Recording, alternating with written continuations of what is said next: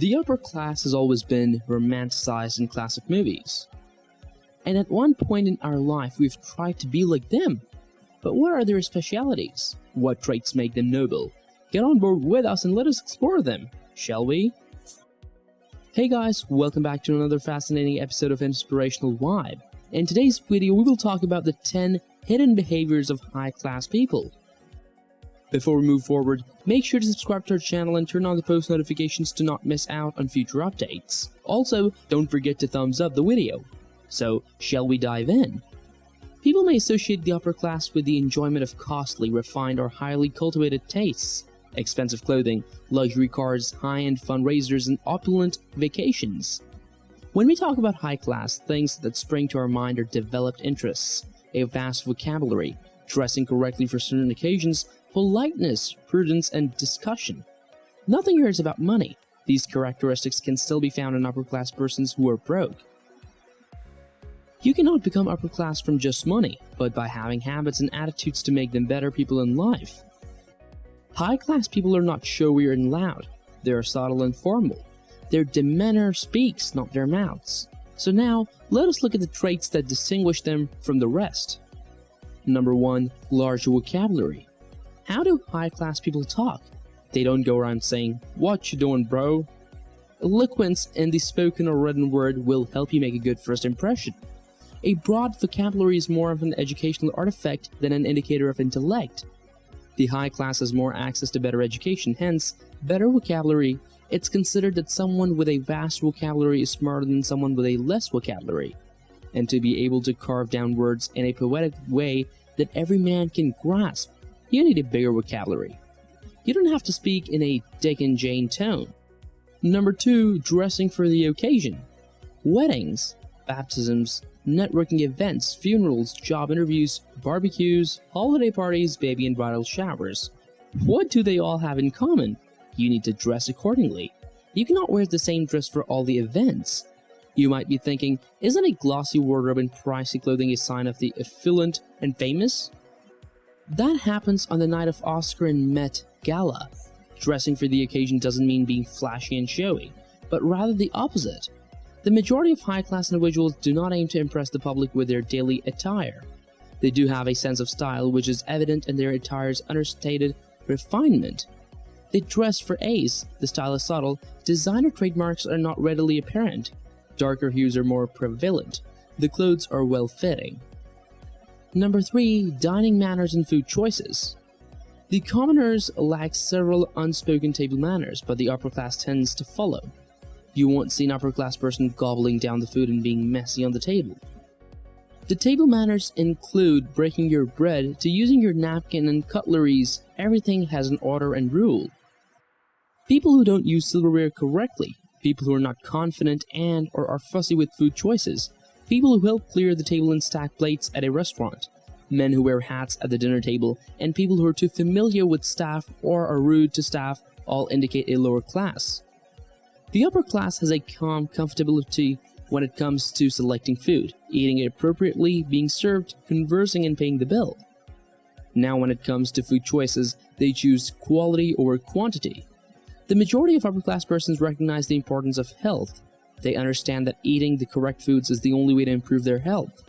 Processed meat, cheese, or milk as well as junk food are often prohibited. Diets that are well balanced and contain the proper nutritional values of proteins, carbs, and vitamins are essential.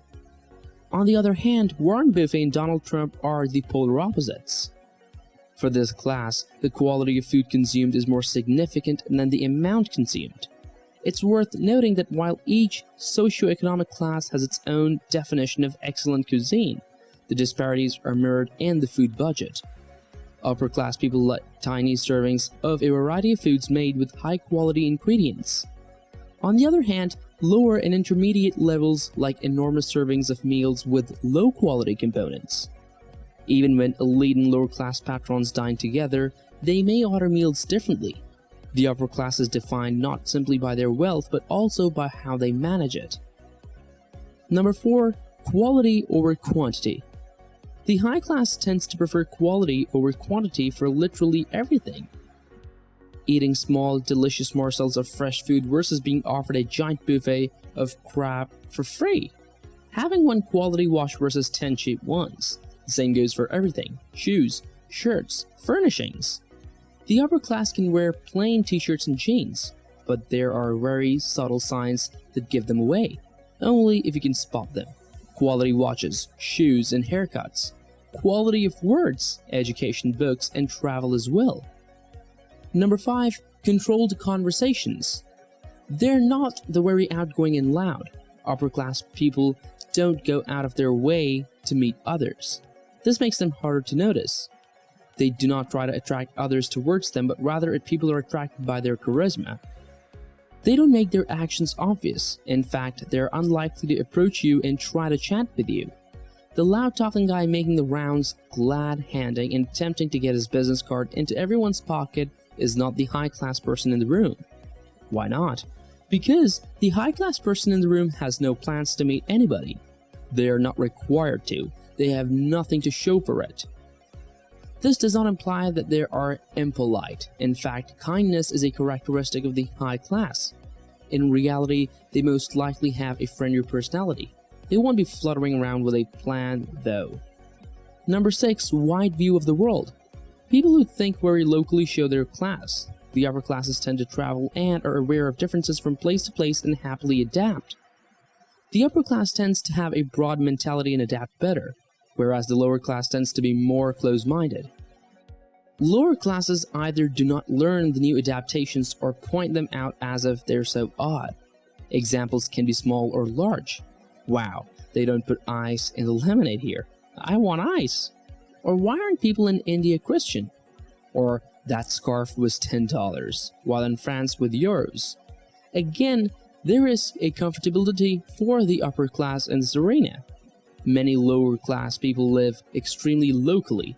Sports, gossip, tastes, and music remains extremely local. Number 7. They don't boast of their possessions. They don't talk about the wealth, possessions, and comfort they have in a boastful manner. When you're accustomed to nice things and large amounts of money, you don't feel the need to talk about it. Many people believe that only the wealthy and arrogant spend large sums of money on exceedingly costly goods or services, that the upper class does not buy luxury. However, this is not even close to the truth. Rolex, Hermes, Christian, Louboutin, and other luxury brands exist because the rich class buys them. They purchase expensive items because they are well made, keep their worth, and are appropriate for specific occasions. They spend their money wisely, not only to be flashy or to get attention. People who are concerned about how their clothes brands are seen by others are usually not wealthy. The one-up upper class feels like they have to talk about their riches because they harbor a sense of insecurity. Those who are truly successful and noble don't have these misgivings, so you won't hear them talk about their wealth. Sure, many affluent individuals live modestly, such as Warren Buffett, who lives in a modest home, or IKEA billionaire Ingvar Kamprad, who had his hair trimmed in underdeveloped nations. It's just that they don't care for a particular product or service. They should not be regarded as absolute representations of upper-class living. Number 8. Politeness. Politeness is often considered as civility. Some distinct social graces or mannerisms come only with the upper class, largely because the environment in which one acquires is an upper-class environment, and they're acquired early in life. Politeness is one of the mannerisms that the upper-class people showcase. They follow the basic manners of talking, including not talking loudly to not cutting off the other. They're even kind and polite to those who are rude to them, not because they're weak, but rather because they're strong and can fight without actually fighting. Number 9. Highly educated. When it comes to education, the upper class takes a different approach. They think that education does not cease after school is over. They devote a lot of time and energy to their children. They read to their young children, for example, and ask them thought-provoking questions. They also talk to their children about current events. Another feature of upper-class education is that it promotes a wide range of expensive choices and options. Those who enjoy playing music, for example, play a certain genre. They do it because of the abilities that music gives them, not because of the music itself. Another distinction is the approach to learning a new language. People from the middle and lower strata in society are wary of promoting foreign languages for fear of not being able to utilize them in their lifetime. They're unlikely to employ that phrase in any way.